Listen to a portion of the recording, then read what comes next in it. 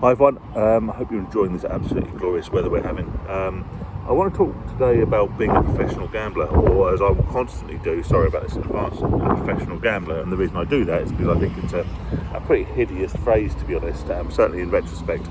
Now the reason I want to talk about this is because it is something I've talked about in the past, but it came up recently in my Q&A video, and I had a few messages and comments saying, professional gambler, Phil, what are you talking about? Were you a professional gambler? What did you do? How, etc., right? So I think to put all the rest of my videos and stuff in context, I think it's quite important to talk about. Like I say, I have spoken about it before, but it would probably be years ago now. So let's talk about that. Let's talk about my years as a professional gambler, or as I will always say, a professional gambler, and how that came about, what the fallout was, and why ultimately it wasn't necessarily a particularly good thing. Firstly, of course, I'll say I hope you keep safe, hope you keep sane. Thank you to the people who've actually got in touch about being involved in videos and sort of a podcasty, interviewee kind of a situation on the channel. If not, if you haven't heard about that, basically what I want to do, rather than ramble at the camera and bore you guys to tears, what I want to do is sort of get more people involved, get people on that have a history of gambling, or they know a lot about gambling, or they're in recovery, or they're still addicted, or whatever, and talk to them, because I think that might be a lot more useful to a lot of people. I'll put an email in the description below, and so just drop us an email if you're interested in being involved. So, professional gambler, what does that mean? Well, I guess for me it meant the fact that for probably around 2 years, maybe 2.5 years of my life, going back sort of probably a decade or so, I made a living out of gambling. That was my sole source of income, or at least my primary source of income. And it was, it was on fruit machines, right? Let's just get that out of the way. It was on fruit machines. And the reason that, and it's not so much now, but the reason you could make a living on fruit machines back then was because they were not random. They were compensated, basically they were controlled by percentage. So they had to, over a cycle of X amount of plays, or X amount of credits, or X amount of money, they had to pay back a certain percentage. Now the minimum was 70, they were normally somewhere between 72 and 84, depending on where you played them. But yeah, they had to basically pay back X amount of percentage of what they paid out. It kind of goes back to the old adage, when, the guy in the pub who saw someone was playing that for ages earlier, therefore it's worth a go. Now, it was definitely not as simple as that. Because ultimately, if someone's playing and they're putting money back in, whatever, right? Doesn't matter. What made it profitable was that in certain games, because games are programmed by humans, in the same way the computer games are programmed by humans, there will be glitches and there will be holes in the program, sometimes deliberately put in, sometimes accidentally left in by the programmers, which basically mean that the games can be manipulated to either you get something that the machine didn't intend to pay out based on its percentage, or you can get the payout you want, i.e. normally the jackpot, but sometimes it's a cash pot or whatever, and you can get that before the machine's really ready to pay it by playing in a certain way. It really wasn't a case of just sitting in a pub and waiting for someone to put money in. It wasn't as simple as that. Of course, you needed people to put money in order to pay out, but that was a separate entity altogether. So I did that, yeah, and the reason I did that is because I've always had my earliest gambling memories really were of playing fruit machines down the seaside when I was a kid. And that was when they were sort of 2p plays, or £2 jackpots, or maybe even slightly less than that, £1.80, whatever it was. And so I always had an interest in fruit machines. Not so much on the gambling side. Gambling didn't appeal, but the fruit machines themselves appealed, and that was something that sort of carried forward.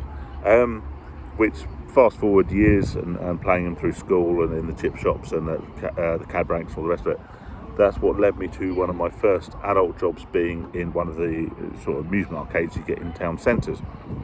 So I started a job in that just because I had an interest in the machines and the way they worked, and that led me to meet some people.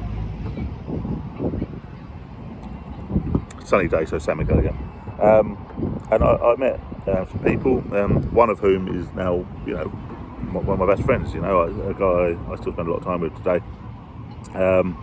But yeah, these were professional players, and again, I won't do the air quotes every time, but they sort of, not directly, but eventually I ended up chatting to them, explaining my interest in machines, we started going out to the seaside locations. I live not too far from the coast, and I started learning a few tricks from them, a few things, and then you end up in a bit of a circle of people who sort of get this information and sort of share it, and then you learn how to manipulate certain machines, certain games, certain versions of certain games in order to put the EV, which is basically the value, back in your hands rather than in the hands of the machine.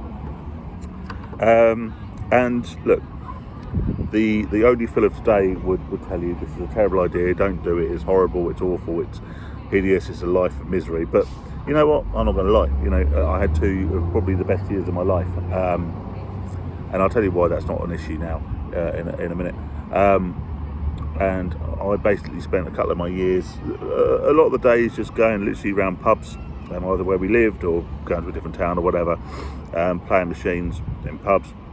Or we used to disappear for a few days, go around the coasts, go around the service stations, do all that sort of thing.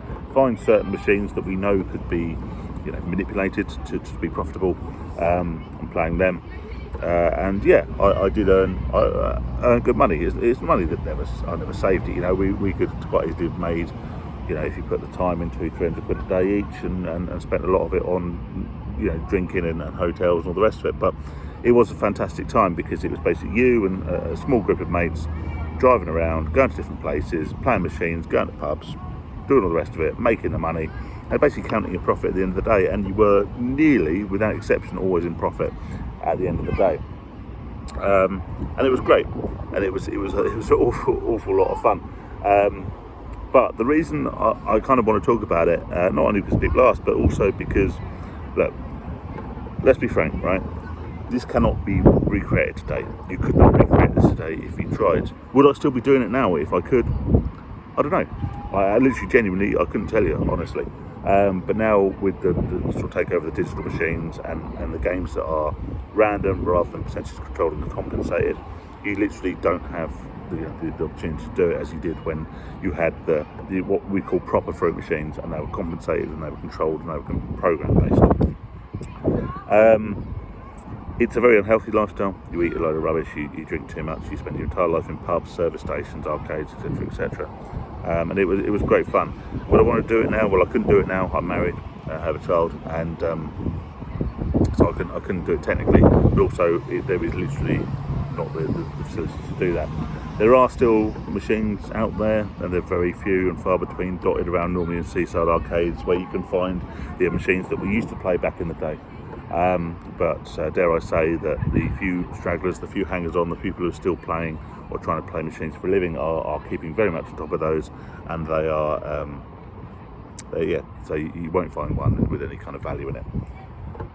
If you know what I'm talking about, you know what I'm talking about, but the cut and thrust of it is that the most important thing is that actually it was when I stopped doing that, or when machines stopped becoming profitable, or at least sufficiently profitable for me to not have to work, I had to go back and had to get a job, that the desire to play the machines, the desire to gamble continued, it maintained, stuck with me, and that ultimately led me to the addiction, which cost me, over the number of years I continued to gamble far more than I ever made, and I was on good money, so to speak, when I was a professional gambler.